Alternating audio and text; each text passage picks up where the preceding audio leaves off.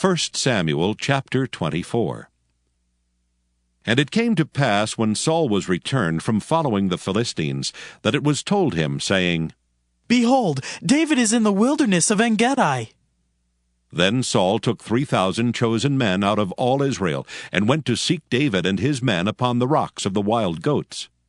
And he came to the sheepcotes by the way, where was a cave. And Saul went in to cover his feet, and David and his men remained in the sides of the cave. And the men of David said unto him, Behold the day of which the Lord said unto thee, Behold, I will deliver thine enemy into thine hand, that thou mayest do to him as it shall seem good unto thee. Then David arose and cut off the skirt of Saul's robe privily. And it came to pass afterward that David's heart smote him, because he had cut off Saul's skirt. And he said unto his men, The Lord forbid that I should do this thing unto my master, the Lord's anointed, to stretch forth mine hand against him, seeing he is the anointed of the Lord. So David stayed his servants with these words, and suffered them not to rise against Saul.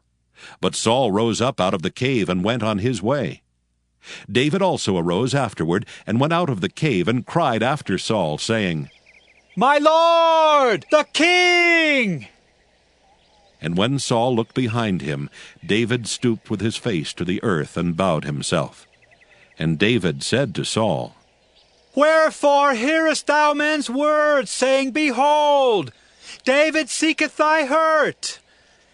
Behold, this day thine eyes have seen how that the Lord hath delivered thee today into mine hand in the cave.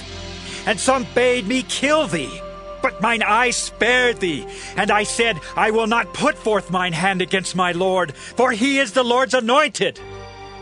Moreover, my father, see the skirt of thy robe in my hand, for in that I cut off the skirt of thy robe, and killed thee not. Know thou, and see that there is neither evil nor transgression in mine hand, and I have not sinned against thee, yet thou huntest my soul to take it. The Lord judge between me and thee, and the Lord avenge me of thee. But mine hand shall not be upon thee.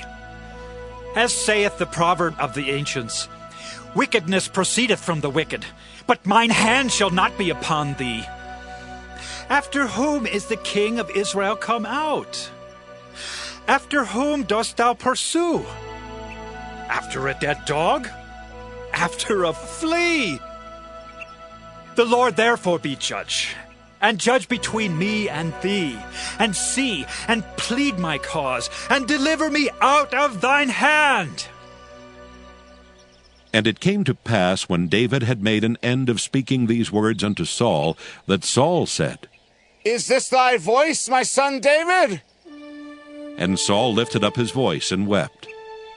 And he said to David, Thou art more righteous than I, for thou hast rewarded me good, whereas I have rewarded thee evil.